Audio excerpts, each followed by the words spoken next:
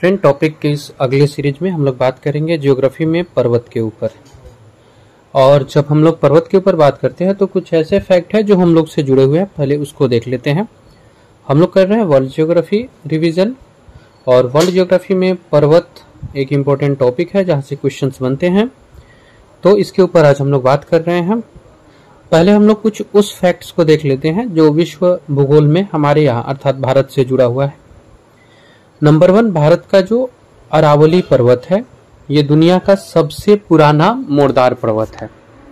भारत का जो अरावली पर्वत है ये दुनिया का सबसे पुराना मोरदार पर्वत है, और ये पर्वत प्री कैम्ब्रियन युग में निर्मित हुआ था। तो कैम्ब्रियन युग के पहले इस पर्वत का निर्माण हुआ था। जो भारत में है अरावली पर्वत, ये दुनिया का सबसे पुराना मोरदार पर्वत है।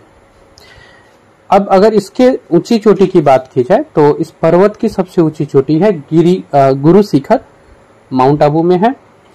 ये जैन मंदिर, दिलवाड़ा जैन मंदिर के लिए प्रसिद्ध भी है। हालांकि एक बात ये ध्यान रखिएगा कि अभी रिसेंट में जो भूगोलवेता लोग हुए ये इसे अब अवशिष्ट की श्रेणी में गिनते हैं। फिर भी अरावली पर्वत की जो सबसे ऊंची चोटी है वो गुरु शिखर है, माउंट आबू। विश्व भूगोल के लिए जो पहला फैक्ट पहाड़ से जुड़ा, पर्वत से जुड़ा है वो ये है कि दुनिया का सबसे पुराना पर्वत, दुनिया का सबसे पुराना मोरदार पर्वत अरावली है जो प्री कैम्ब्रियन युग में बना। अब आते हैं हम लोग अगले फैक्ट की ओर।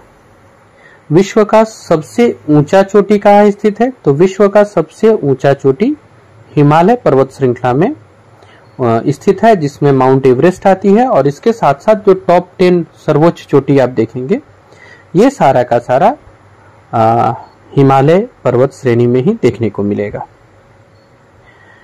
इसके बाद अगर बात किया जाए कि विश्व का सबसे लंबा पर्वत श्रृंखला क्या है, कौन सा है, तो विश्व का सबसे लंबा पर्वत श्रृंखला जो है वो है कार्डिला डी लॉस एंडीज।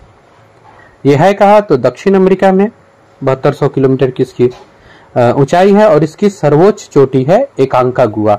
एक बार फिर से विश्व की सबसे लंबी पर्वत श्रृंखला की बात होगी तो वो होगी कार्डिला डी लॉस एंडीज, दक्षिण अमेरिका में स्थित है। 7200 किलोमीटर इसकी ऊंचाई है, और इसकी जो सर्वोच्च चोटी है वो है एकांकागुआ। ये 3 फैक्ट हम लोग के लिए सबसे सबसे सबसे इंपॉर्टेंट है। एक और क्वेश्चन पूछता है वलित पर्वत, ये विश्व का सबसे नवीनतम पर्वत में है। और जनरली जो वलित पर्वत होता है वो ग्रेनाइट चट्टान का बना हुआ होता है। वलित पर्वत यानी वही मोरदार या फोल्डेड माउंटेन जिनको कहा जाता है, वो हमारे यहाँ जो हिमालय है वो भी उसी श्रेणी में आती है। हमारे देश में मतलब अगर भारत की बात की जाए तो पर्वत के लिए जो सिग्निफिकेंट माना गया है हाइट वो है 900 metres, actually above 900 metres. 900 metre से ऊंचा जो स्थल होगा उसी को पर्वत की संज्ञा दी जाती है। उसके नीचे पहाड़ी होता है, ये आप लोग जानते होंगे। अगर अगला फैक्ट देखा जाए जो हमारे प्रीलिम्स के लिए जरूरी है तो वो है ब्लॉक पर्वत या होर्स्ट। ये होता क्या है, कई बार धरातल में खिंचाव पड़ती है और इस खिंचाव के कारण धरातलीय भागों में भ्रंश बन जाता है, अर्थात फॉल्ट्स, भ्रंश बन जाता है, जिससे उसका कुछ भाग ऊपर की ओर निकल आता है और कुछ भाग नीचे की ओर धंस जाता है। तो जो ऊंचा उठा हुआ भाग होता है उसी को ब्लॉक पर्वत या हॉर्स्ट कहते हैं, और जो नीचा वाला हिस्सा होता है उसको रिफ्ट घाटी या भ्रंश घाटी के नाम से जानते हैं हम लोग। अगर भारत में बात की जाए तो नीलगिरी, ये आपको इसका उदाहरण है।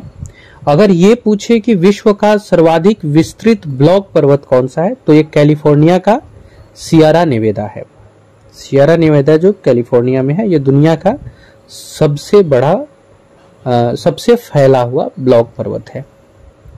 अच्छा, अभी हम लोगों ने ऊपर देखा था भारत से जुड़ा हुआ कुछ फैक्ट्स हम लोग देख रहे थे, तो उसमें हम लोगों ने देखा था कि पहाड़ के नीचे पर्वत और उसके नीचे पहाड़ी को रखा गया है।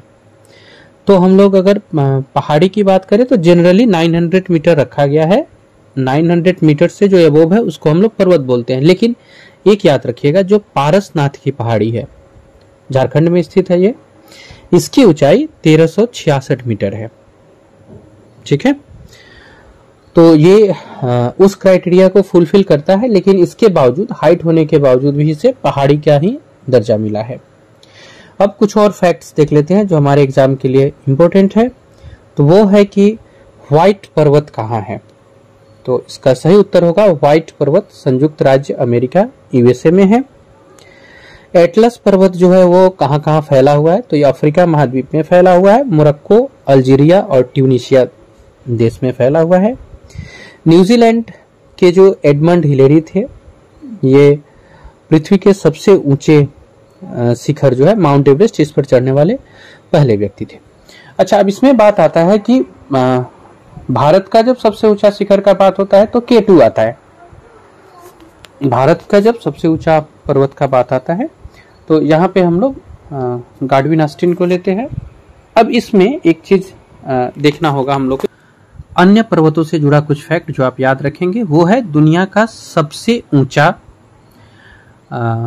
सक्रिय ज्वालामुखी पर्वत अगर पूछेगा तो कोटोपैक्सी है। यह है कहा तो इक्वाडोर में है, जो दक्षिण अमेरिका के अंतर्गत आता है। एक बार फिर से, विश्व का सबसे ऊंचा जागृत या सक्रिय ज्वालामुखी पर्वत पूछेगा तो वो कोटोपैक्सी है, जो इक्वाडोर में स्थित है। इसी तरह से जो जापान का फ्यूजियामा पर्वत है, वो अम्लीय लावा से बना ज्वालामुखी शंकु का एक रूप है, ज्वालामुखी शंकु का एक उदाहरण आप कह सकते हैं। अवशिष्ट पर्वत के उदाहरण में आप भारत का विंध्याचल ले सकते हैं, अरावली, सतपुरा, देन पश्चिमी घाट, पूर्वी घाट, ये सब उसमें आते हैं, अवशिष्ट पर्वत के उदाहरण में आते हैं।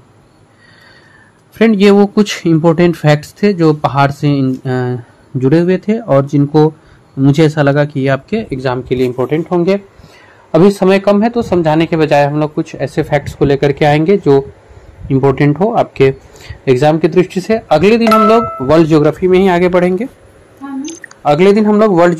आगे बढ़ेंगे। और टॉपिक होगा महासागर, और महासागर से बहुत सारे प्रश्न भी देखने को मिलते हैं। महासागर के अंदर हम लोग उस डिटेल्स को देखेंगे।